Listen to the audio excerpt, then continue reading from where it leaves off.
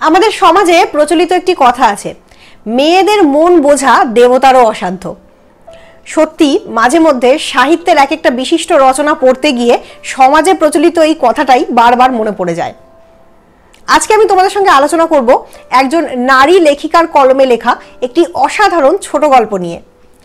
লেখিকাটি হলেন আমাদের বাংলা সাহিত্যের আধুনিক যুগের অন্যতম বিশিষ্ট কথা সাহিত্যিক আশাপূর্ণা দেবী, এবং তার লেখা যে বিশিষ্ট ছোট গল্পটা নিয়ে আজকে তোমাদের সঙ্গে আলোচনা করব সেই গল্পটার নাম ছিন্নমস্তা। যাদের পড়া আছে তারা কিছুটা আন্দাজ করতে পারছো গল্পটা কেমন, যাদের পড়া নেই তাদেরকে অবশ্যই বলছি সমগ্র ভিডিওটা মন দিয়ে দেখো। একটি অতীব সুন্দর গল্প এবং তার ব্যাখ্যার সঙ্গে আজকে তোমাদের পরিচয় হতে চলেছে। অরিজিনাল গল্পটা যদি শুনতে চাও তাহলে অডিও বুক আকারে গল্পটা আমাদের চ্যানেলেই আছে, গল্পটা দেখে নিতে পারো। নারী পুরুষের সমন্বয়ে তৈরি এই পৃথিবীর এক গুরুত্বপূর্ণ অংশ হলো নারী। কখনো সে কন্যা, কখনো জননী, কখনো আবার কারুর স্ত্রী, কখনো আবার সে শাশুড়ি মা, কখনো ননদিনী ইত্যাদি নানান চরিত্র হয়ে নানান রূপে সে সমাজের বিভিন্ন সময়ে বিভিন্ন মানুষের সঙ্গে বিভিন্ন রকম ব্যবহার করে থাকে।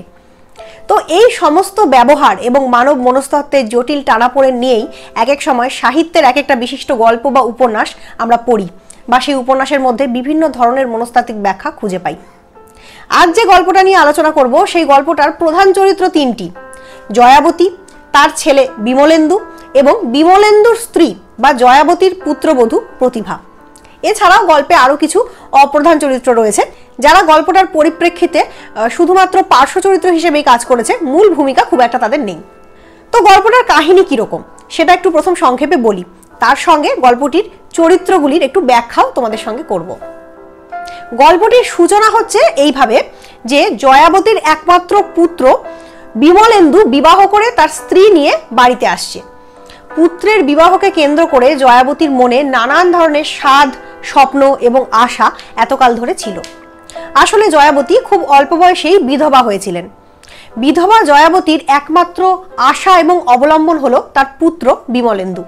বিমলেন্দুও মায়ের যোগ্য ছেলে, সবসময় সে মায়ের কথা মতনই চলেছে। জয়াবতী সর্বদাই আশা করতেন তার পুত্রবধূ হবে সব থেকে সুন্দরী, সব থেকে গুণবতী এবং আচার ব্যবহারে ভদ্র, নম্র এবং খুব ভালো মনের একটি মেয়ে। সব মানুষই তো প্রকৃতপক্ষে তাই চায়।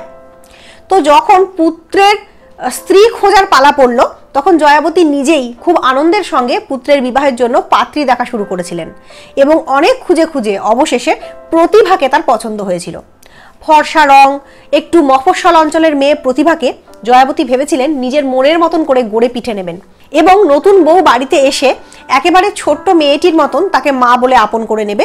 এবং জয়াবতী এটাও ভেবে রেখেছিলেন যে তার আশেপাশে যে আর পাঁচটা শাশুড়ি মাকে তিনি দেখতেন যারা কিনা বউদের সঙ্গে একটু রেশারেশি বা হিংসাজনিত মনোভাব নিয়ে চলতো, বা শাশুড়ি বউতে একটা কলহ বা দ্বন্দ্ব হতো, তো সেই ধরনের চরিত্র তিনি হবেন না, এই ধরনের ভাবনা ছিল জয়াবতীর।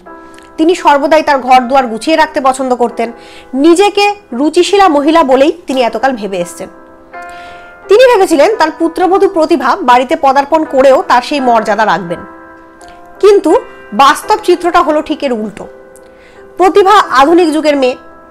শাশুড়ি এবং বৌমার মধ্যে জেনারেশন গ্যাপের কারণেই হোক বা মতামতগত পার্থক্যের কারণেই হোক, দেখা গেল প্রতিভা বিয়ে হয়ে এসে থেকে তার শাশুড়ির সঙ্গে খুব একটা তার বনিবনা হলো না।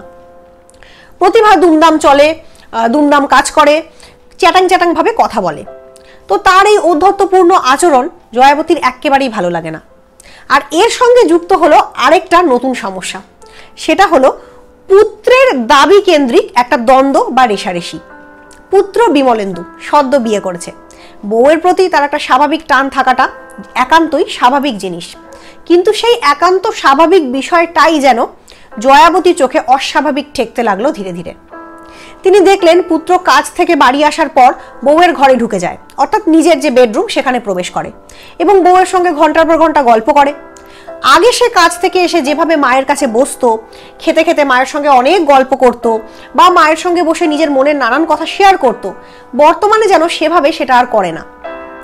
জয়াবতী মনে মনে ঈষৎ বিরক্ত হতে থাকেন।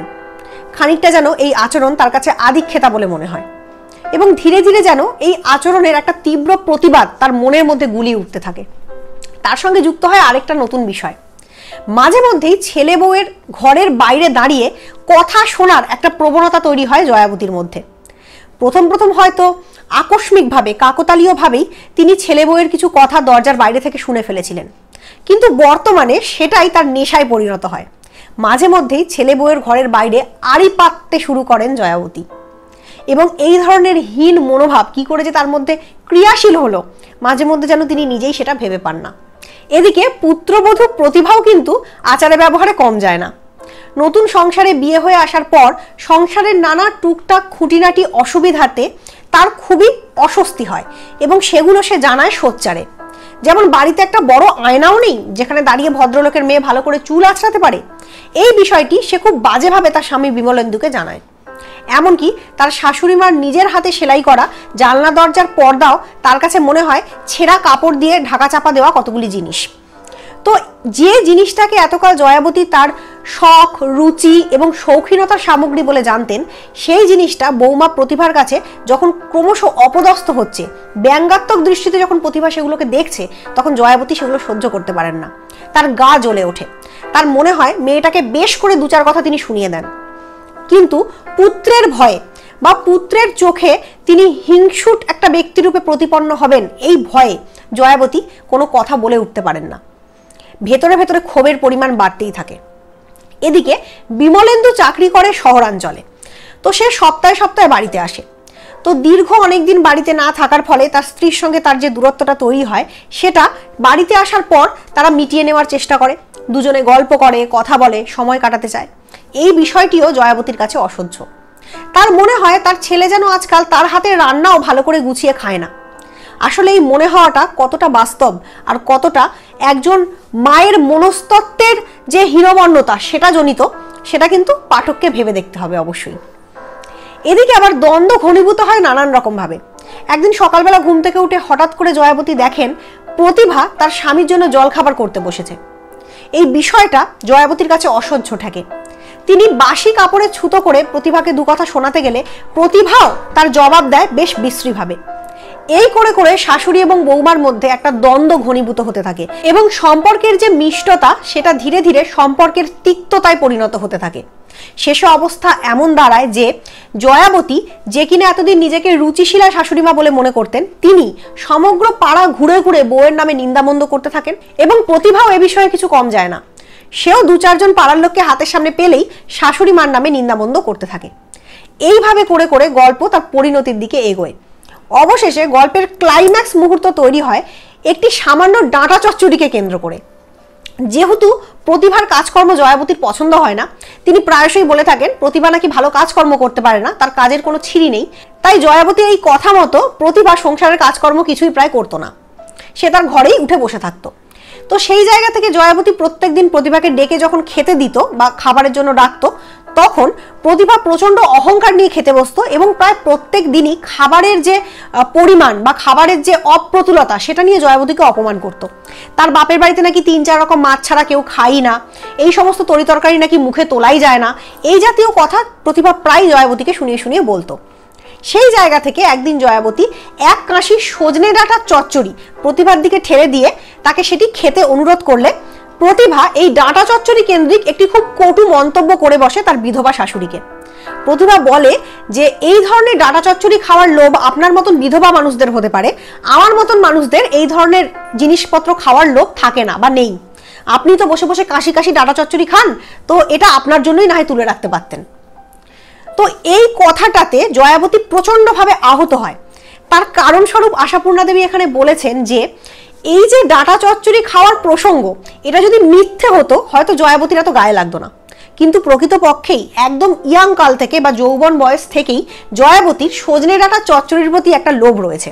সত্যিই তিনি ডাঁটা চচ্চড়ি খেতে প্রচন্ড ভালোবাসেন, এবং তার স্বামী, তার ছেলে আগে এটাকে স্নেহের চোখেই দেখতো, এবং এই বিষয়টা নিয়ে তার সঙ্গে মজা করতো যে এত এত ডাঁটা চচ্চড়ি যে তিনি খান সেটা নিয়ে। কিন্তু এই একই প্রসঙ্গ বৌমার মুখ থেকে শুনে জয়াবতীর প্রচন্ড গায়ে লেগে যায়। তিনি আগুনের ফুলকির মতন ছিটকে ওঠেন, এবং বিশেষ করে এই যে বিধবা মহিলার খাদ্য ডাঁটা চচ্চড়ি, এই কথাটা বলাতে তার মনে এতটাই আঘাত লাগে, তিনি তৎক্ষণাৎ ঠাকুর ঘরে গিয়ে দরজা বন্ধ করেন এবং বহুক্ষণ তিনি সেখান থেকে আর বেরোননি। এই সময় এই আহত মনের অধিকারী জয়াবতী ঠাকুরের কাছে মাথা কুটে ঠিক কি প্রার্থনা করেছিলেন সেটা আক্ষরিকভাবে আশাপূর্ণা দেবী না লিখলেও তিনি বুঝিয়ে দেন তার প্রার্থনার স্বরূপটা। জয়াবতীর যেন মুখ থেকে সেই মুহূর্তে বেরিয়ে এসেছিল এক অদ্ভুত আর্তনাদ। সেটা হলো, যে বিধবা দশার কারণে তাকে আজকে এই কথাটি শুনতে হলো তার পুত্রবধূর মুখ থেকে, সেই ধরনের দশাই যেন তার বৌমার হয়। এই আর্তনাদটি করার সময় জয়াবতী কি এটা ভেবে দেখেছিলেন যে তিনি তার বৌমার দর্প হরণ করার জন্য যার মৃত্যু কামনা করছেন সে প্রকৃতপক্ষে জয়াবতীরই বুকের একটিমাত্র পাঁজর, অর্থাৎ বিধবা জয়াবতীর একমাত্র পুত্র বিমলেন্দু। এরপর লেখিকা বেশ ব্যঙ্গাত্মকভাবে গল্পটির শেষ বা পরিসমাপ্তি টানেন। তিনি বলেন, দর্পহরণ মধুসূদন, যাকে চিরকাল মানুষ বধির বলেই জানে, অর্থাৎ যার কাছে 50টা অভিযোগ অনুযোগ বা প্রার্থনা করলে হয়তো একটা ফলে মাত্র, তিনি কিভাবে যে সেই দিন এত সচেতন হয়েছিলেন যে জয়াবতী আর্তনাদ করা মাত্রই তিনি সেটা শুনে ফেললেন এবং তিনি তার প্রচণ্ড আঘাতটা হানলেন বিমলেন্দুর ওপর, সেটা লেখিকার কাছেও আশ্চর্যের বিষয়। তিনি বললেন, সেই দিনই অফিস থেকে ফেরার পথে বিমলেন্দুর অ্যাক্সিডেন্ট হলো। ট্রাম থেকে লাফিয়ে নামতে গিয়ে পার্শ্ববর্তী চলন্ত বাসে কাটা পড়ল বিমলেন্দু এবং তৎক্ষণাৎ মৃত্যুবরণ করল। এর পরের ঘটনা খুবই সংক্ষিপ্ত এবং ট্র্যাজিক।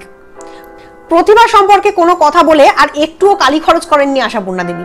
তিনি শুধুমাত্র জয়াবতীর মনস্তাত্ত্বিক বিবর্তন দেখিয়ে গেছেন। এরপর তিনি দেখাচ্ছেন যে জয়াবতী এতদিন তার বৌমাকে দুচক্ষে দেখতে পারত না, তার অহংকার, তার ছেলে মানুষী বা তার দাম্ভিক কথাবার্তার জন্য যে ছিল তার দুচক্ষের বিষ, সেই বৌমাকে এখন খুব করুণ স্বরে ডেকে খেতে বসতে বলেন জয়াবতী।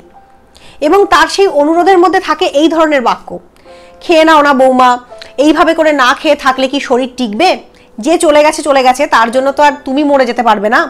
আর তিনি আরেকটি কথাও এখানে ভালো করে সোচ্চারে শুনিয়ে দেন, বিধবাদের পরমায়ু নাকি অনেক লম্বা হয়। যেমনটি তিনি নিজে ভোগ করছেন, ঠিক তেমনই বৈধব্য জীবন তো এরপর প্রতিভাকেও পালন করতে হবে। প্রতিভার মানসিক অবস্থা এখানে যেন লেখিকার কাছে গৌণ হয়ে যায়। তিনি শুধু দেখান একদা সেই রকম ডাটা চচ্চড়ি রান্না করেই আবার জয়াবতী প্রতিভাকে খেতে অনুরোধ করে এবং ডাটা চচ্চড়ি আর আতপ চালের সেদ্ধ ভাতই এরপর থেকে হয়ে ওঠে প্রতিভার গন্তব্য।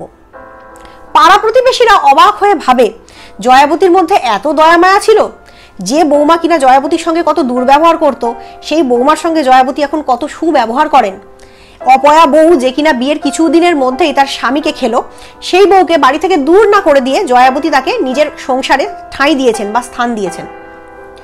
আসলে এখানে আশাপূর্ণা দেবী গল্পটিকে শেষ করেছেন একটি প্রশ্ন দিয়ে, যে পাড়া প্রতিবেশীরা জয়াবতীর এই যে বদান্যতা বৌমার প্রতি সেটা প্রত্যক্ষ করছে, তারা কি কোথাও দেখতে পাচ্ছে না যে জয়াবতীর মধ্যে একটা সূক্ষ্ম ব্যঙ্গাত্মক ভাব কাজ করছে?